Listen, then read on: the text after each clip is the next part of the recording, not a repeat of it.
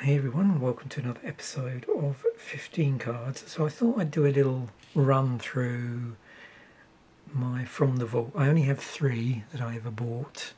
We're going to look at From the Vault Realms. I'm pretty sure I did a video on these at the time I bought this.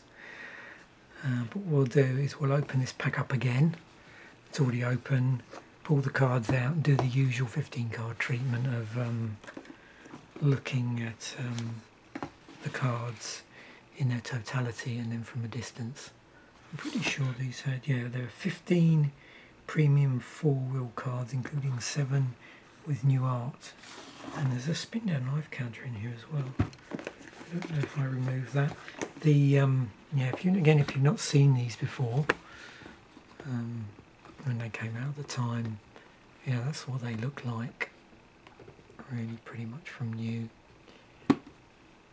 Okay, so let us see if I can remember how to get. Oh, there we go. Yeah. Oh yeah, I still have the spin down counter. I didn't take it out. Yeah, this is going to cause some weird lens flare, unfortunately. So obviously don't normally need to do this in a 15 card episode, but there's the nice dice that it came with, and this had a set symbol which is that way around, and if anybody remembers when these came out, I remember that some of them, the prices on these were crazy. So let's try and maintain some sort of order here. So we've got 3 stacks of 5. Reasonably flat. Obviously keeping them in their box there helped out. There's always the danger with these, they're gonna do something a bit weird because of that in terms of this. I'll probably move these around a little bit. I'm just trying to see what angle. I can't really win with this. Let me just try. Oh, there we go. That might work. It's funny because, of course, because of just the way the light works, what looks good on camera looks a little weird to me. So from what I remember, the foiling on these was different than the regular foiling, which was also different than the foiling I think they used on those premium decks. Although I think the premium deck foiling was closer to this than it was regular foiling, something like that. So you can see we've got a Dryad Arbor, 1/1 land creature, Forest Dryad. And as you'll probably guess, these are all realms themed. So Murmuring Bosque, another land, it's a forest. Add green to your mana pool. Wow, this is sick. Okay, there we go. That might be better for reading the card. As Murmuring Bosque enters the battlefield, you may reveal a tree folk card from your hand. If you don't, Murmuring Bosque enters the battlefield tapped. Tap, add white or black to your mana pool. Murmuring Bosque deals 1 damage to you. And I don't know how much it's doing, but from my end, the tree symbol on that really pops. Sylvan Gorge, legendary land. Add 1 to your mana pool. Tap, red. Sylvan Gorge deals 1 damage to each opponent. So this is what I was trying to think of doing earlier. I need something to possibly prop these up a bit. But because of the slight bend in them, I don't think I'm going to win with this. Whatever I do is going to cause that sort of weird, sort of prismatic a look down there. You may have Vesuva enter the battlefield tapped as a copy of any land on the battlefield. Windbrisk Heights.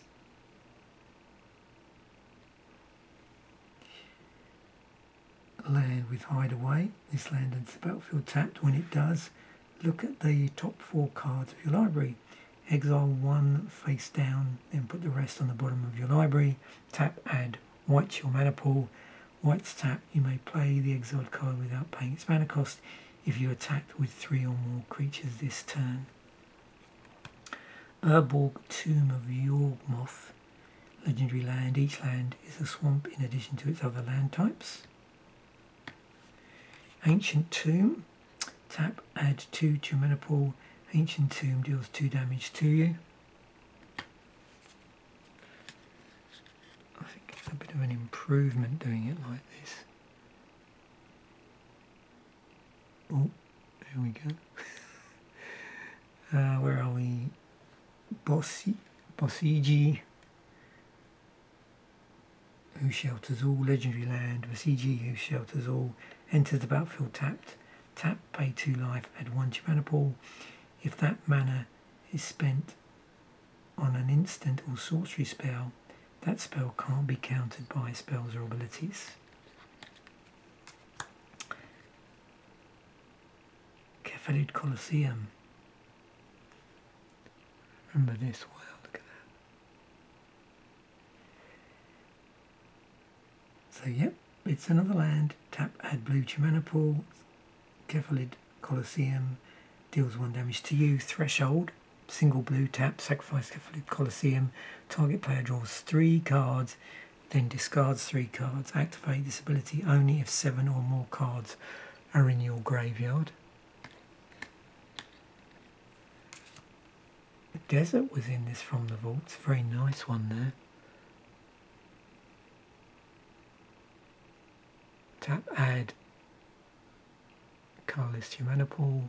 Tap, desert adds, desert deals 1 damage to target attacking creature. Activate this ability only during the end of combat step. It's a Maze of Ith.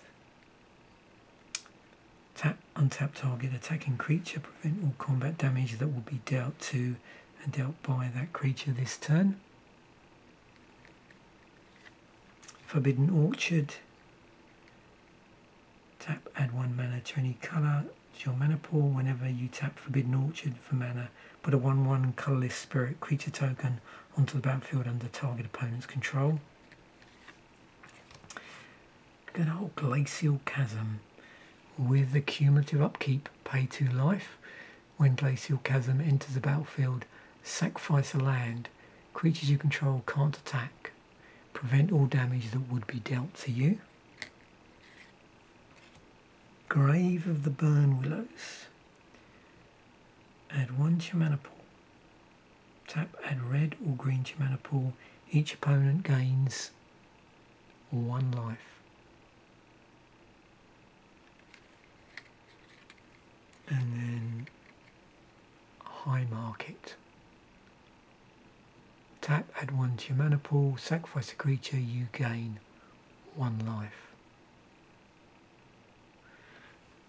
Okay, so now let's zoom in close, and I'm just going to try something in a moment. So I'll zoom in first, and then I'm going to actually try manipulating the cheese board as best I can. It's actually giving this an interesting effect. So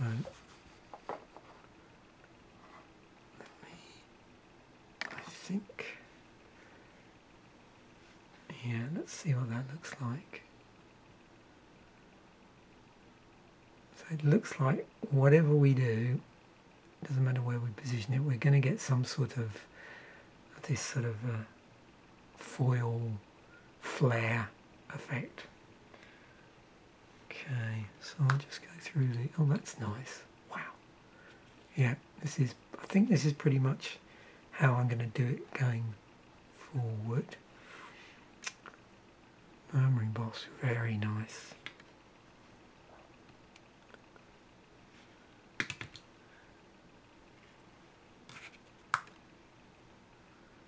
Shivan Gorge. It's interesting as well, we're getting nice flare off of the set symbol there, which is unintentional. So yeah, really heavy flaring with this. Vesuva.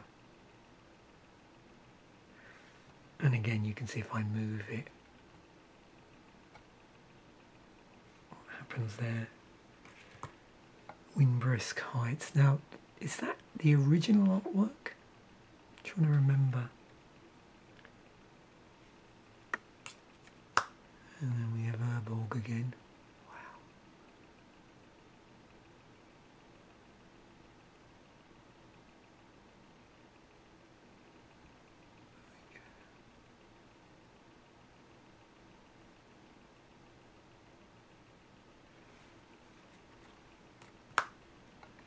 Ancient Tomb.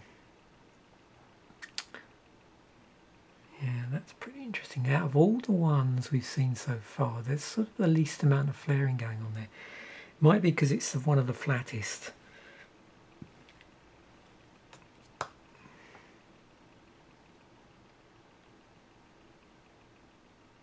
It's interesting, isn't it, what the foiling and that flaring does to the edge of the cards, so that slightly,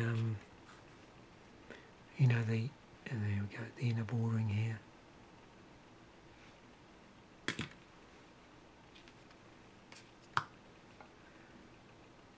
There's our nice Catholic Colosseum.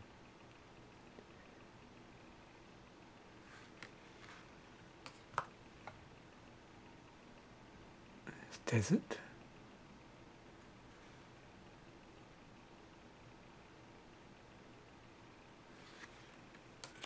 Oh, Maze of it.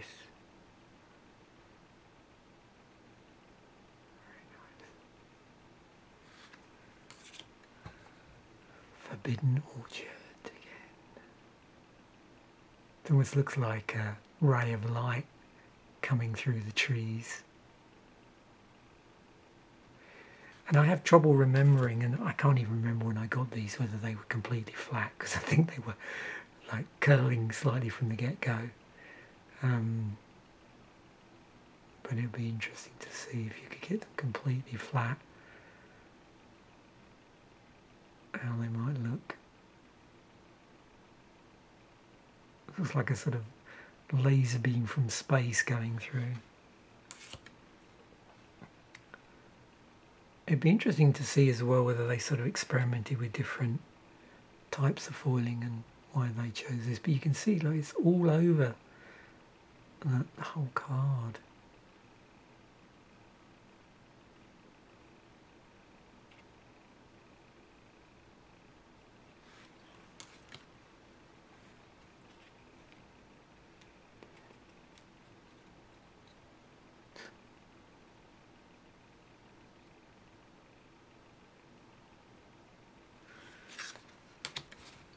And then the other thing, just to finish this off, there was I won't totally open it because it's not going to fit now on camera, but there was quite a nice, let me zoom out a little bit so at least you can get some idea. Yeah, there's quite a nice pamphlet that came with these. If you've never seen them, it's like this huge fold out, almost like a poster, which had a really nice